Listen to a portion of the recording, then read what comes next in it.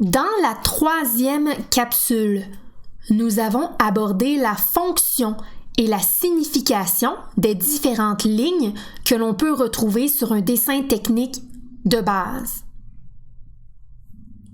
Dans cette 4e capsule, nous étudierons plus en détail les coupes et la cotation sur un dessin technique de base. Notez que les coupes et les cotations ont été introduites dans la capsule précédente. Examinons d'abord en détail les coupes dans un dessin technique et, du même coup, assurons-nous ensemble que votre interprétation des différentes lignes de base est adéquate. Dans un objet technique, une coupe correspond au dessin d'un objet imaginairement tranché le long d'une ligne d'axe de coupe. Dans un dessin technique, la coupe est utilisée pour représenter l'intérieur d'un objet. Sur le dessin technique ci-bas, la ligne d'axe de coupe indique l'emplacement de la coupe imaginaire de l'objet. Les 2 pointes de flèche indiquent la vue de la coupe imaginaire que nous souhaiterions observer. Les hachures indiquent quant à elles la présence de surfaces matérielles imaginairement tranchées. Testons votre compréhension d'une coupe dans un dessin technique. Observez attentivement la vue de face de cet objet. Je repère 4 lignes de base différentes sur ce dessin. Essaie de les repérer.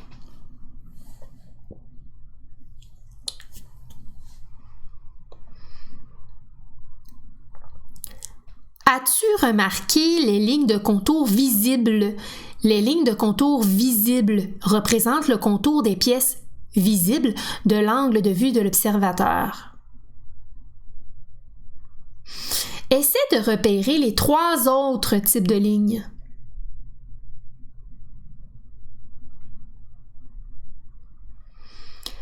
As-tu remarqué les lignes de contour cachées? Réfléchis et dis-moi ce qu'indiquent ces lignes de contour cachées.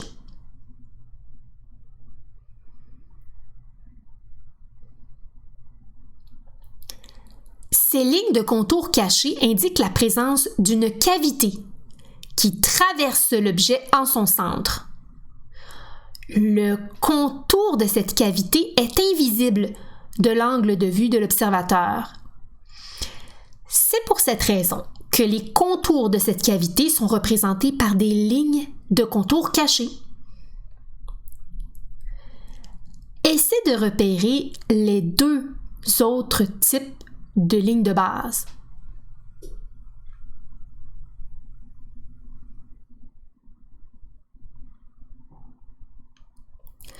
As-tu identifié la ligne d'axe qui traverse la cavité? Cette ligne d'axe indique la présence d'une symétrie dans la cavité. Précisément, il s'agit de l'axe qui traverse la cavité en son centre. As-tu trouvé le dernier type de ligne de base? Il s'agit de la ligne d'axe de coupe. C'est le long de cette ligne que l'objet sera imaginairement tranché. Les 2 pointes de flèche indiquent la vue de la coupe imaginaire que nous souhaiterions observer. La vue de droite de cette partie de l'objet imaginairement tranché est illustrée juste ici. Dites-moi pourquoi cette surface n'est-elle pas remplie de traits fins, obliques et répétitifs nommés hachures?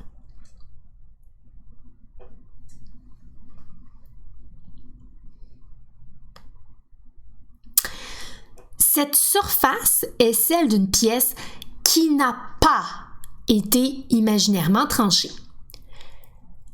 Les hachures remplissent les surfaces matérielles qui ont été imaginairement tranchées. Mais voilà, pourriez-vous m'expliquer la présence d'un cercle blanc au centre du cercle hachuré?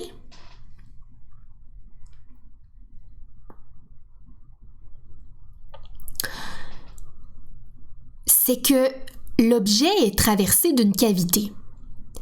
Une cavité est un espace vide à l'intérieur d'un objet. L'absence de matière au centre de l'objet explique l'absence d'hachures sur le dessin technique. Certes, les hachures remplissent les surfaces matérielles qui ont été imaginairement tranchées. J'espère sincèrement que ces explications et exercices supplémentaires vous auront aidé à mieux comprendre les coupes dans les dessins techniques. Vous aurez certainement compris à ce stade que pour interpréter adéquatement un dessin technique de base, vous devez être en mesure de repérer les différentes lignes de base et de connaître leurs fonctions et leurs significations respectives. Testons maintenant votre compréhension de la cotation sur un dessin technique.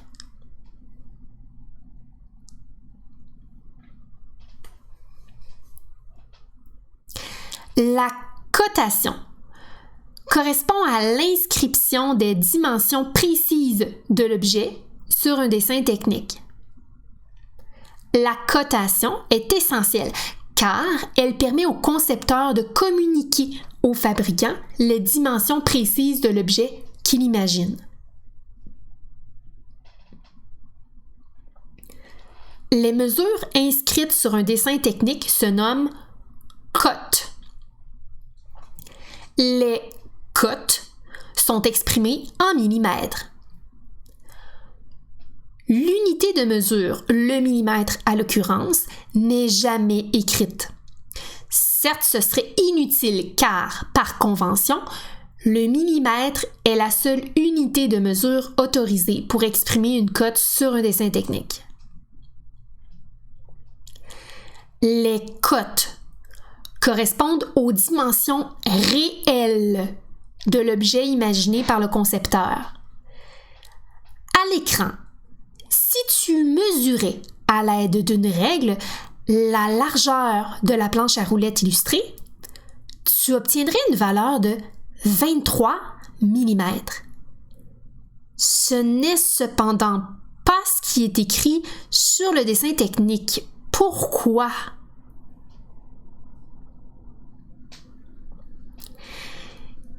Il faut savoir que les cotes correspondent aux dimensions réelles de l'objet imaginé par le concepteur. La largeur réelle de la planche à roulettes imaginée par le concepteur est de 230 mm. Retenez donc que les cotes ne correspondent pas aux dimensions mesurées à même le dessin technique, mais bien aux dimensions réelles de l'objet imaginé par le concepteur. Deux types de lignes sont utilisées pour coter les longueurs d'un objet. La ligne d'attache et la ligne de cote. Les lignes d'attache indiquent le début et la fin d'une dimension à mesurer. La ligne de cote indique la longueur d'une dimension de l'objet ou d'une partie de celui-ci. On trouve au centre de la ligne de cote la valeur de la mesure en millimètres. Il est aussi possible de procéder à la cotation des angles. Observons avec attention le premier exemple. Les deux droites forment ici un angle aigu. l'espace entre les deux droites est suffisamment grand pour que la valeur de l'angle figure entre les deux droites. L'espace entre les deux droites est cependant trop petit pour que la ligne de cote soit tracée entre les deux droites.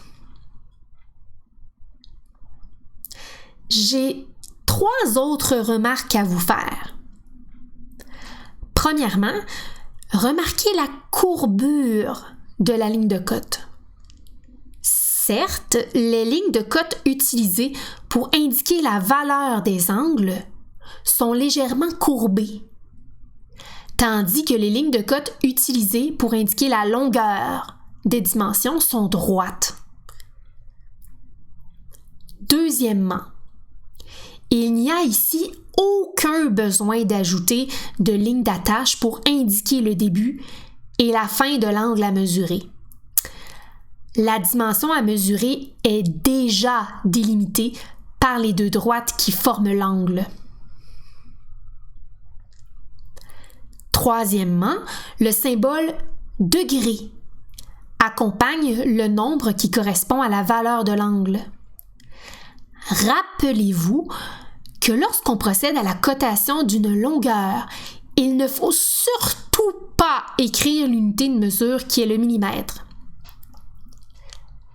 Néanmoins, lorsqu'on procède à la cotation des angles, il faut absolument écrire l'unité de mesure qui est le degré. Vous devez l'accepter, c'est la convention. Observons maintenant avec attention le deuxième exemple. Lorsque l'espace entre les deux droites qui forment l'angle est trop petit, la cote est inscrite à l'extérieur des droites.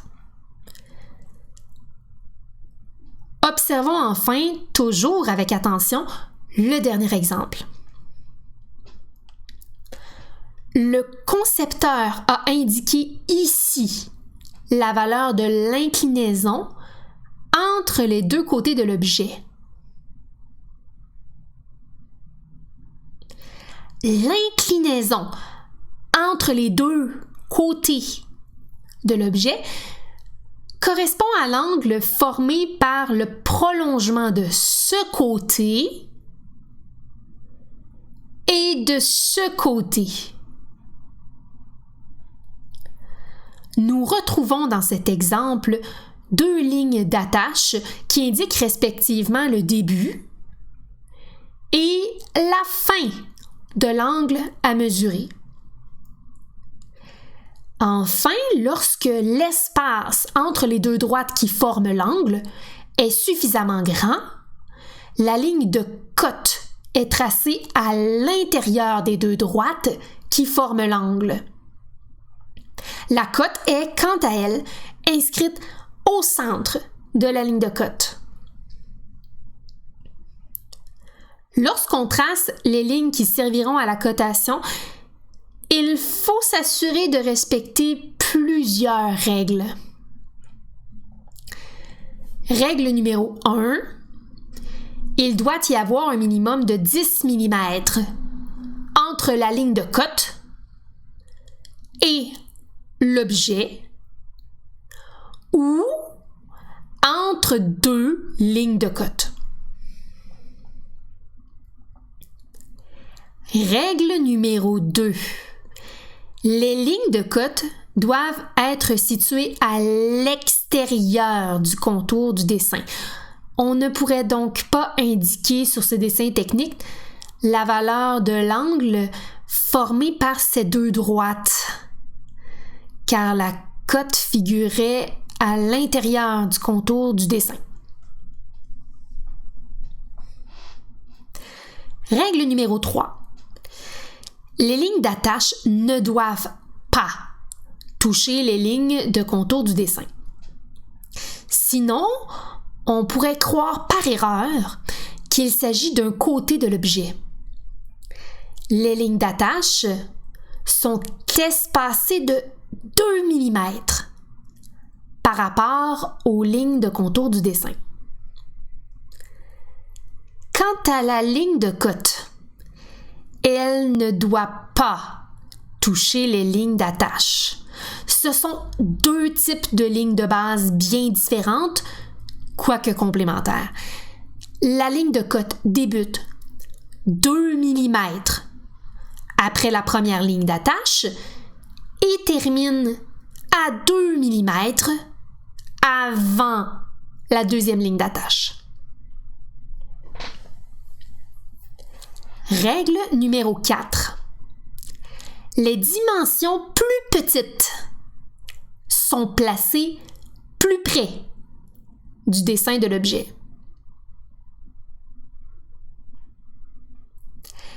Règle numéro 5. Si l'espace entre les lignes d'attache est trop petit, la ligne de cote peut être tracée à l'extérieur de celle-ci plutôt qu'à l'intérieur. Néanmoins, les pointes de flèche de la ligne de cote doivent toujours être orientées vers les lignes d'attache. Attention, les lignes de cote ne doivent en aucun cas se croiser sur un dessin technique. Testons une dernière fois votre capacité à interpréter adéquatement un dessin technique de base. Pour y arriver, je vous rappelle que vous devez être en mesure de repérer les différentes lignes de base et de connaître leurs fonctions et leurs significations respectives. Observez attentivement la vue de dessus d'une des pièces de la planche à roulettes. Je repère 5 types de lignes de base sur ce dessin. Essaie de les repérer à ton tour.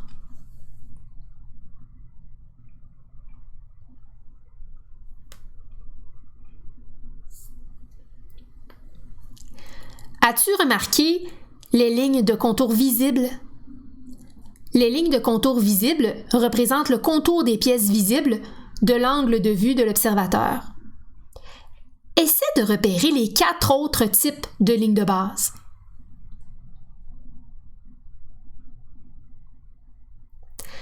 As-tu remarqué la présence de lignes d'axe? Ces 2 lignes d'axe perpendiculaires indiquent la présence d'une symétrie horizontale et d'une symétrie verticale dans la pièce. Le point où se croisent les 2 lignes d'axe correspond aussi au point central de la pièce. D'autres lignes d'axe perpendiculaires indiquent le centre des cercles tracés. Essaie de repérer les 3 autres types de lignes de base.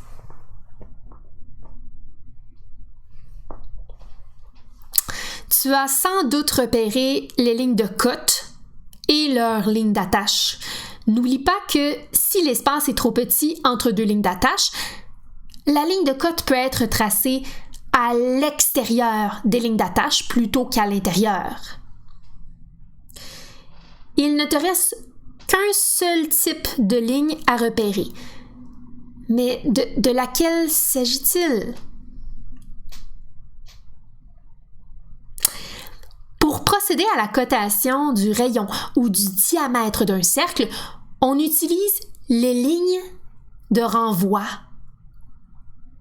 Ici, la ligne de renvoi pointe le demi-cercle qui forme le bord de la pièce.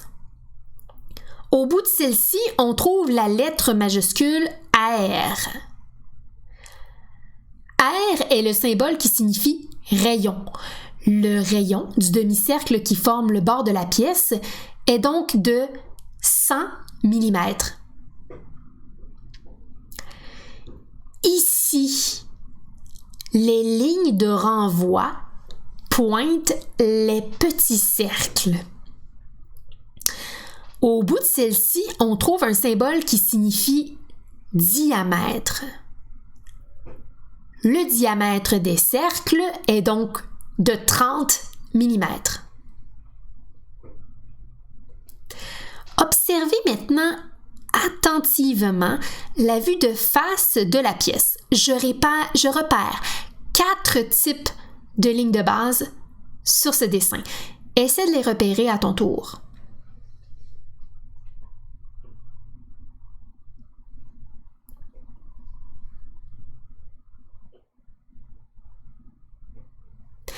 As-tu remarqué les lignes de contour visibles? Les lignes de contour visibles représentent le contour des pièces visibles de l'angle de vue de l'observateur.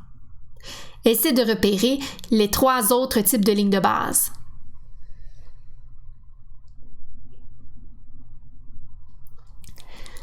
As-tu remarqué les lignes de contour cachées? Réfléchis et dis-moi ce qu'indiquent ces lignes de contour cachées.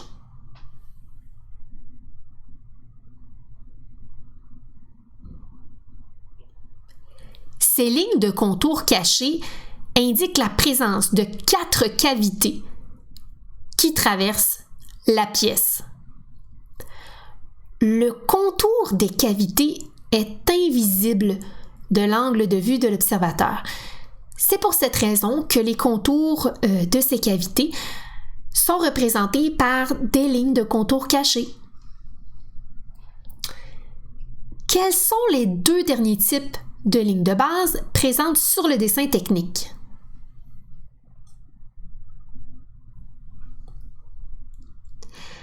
Il s'agit des lignes d'attache et des lignes de cote. Avez-vous remarqué la particularité de cette ligne de cote? Cette ligne de cote est légèrement courbée. Certes, les lignes de cote utilisées pour indiquer la valeur des angles sont légèrement courbées. Dans un autre ordre d'idées, idéalement, les cotes devraient toutes être orientées dans le même sens sur le dessin. Sur ce dessin, on remarque que 2 cotes sont orientées dans un sens différent des autres cotes. Ce n'est pas l'idéal. De plus, une cotation a été réalisée à l'intérieur du tracé géométrique. On préférerait qu'elle ait été réalisée à l'extérieur du tracé géométrique pour éviter d'obstruer la vue de dessus de la pièce. Par ailleurs, sur un dessin technique, on inscrit toujours le minimum de cotes pour alléger le dessin. En ce sens, il aurait été souhaitable que le concepteur n'ait pas procédé à la cotation de 7 dimensions. Certes, cette cotation est répétitive, voyez par vous-même. Ceci met fin à la 4e capsule portant sur les détails des coupes et la cotation sur un dessin technique de base. Je vous invite à visionner la 5e vidéo portant sur le cartouche et les renseignements qui s'y trouvent. À bientôt!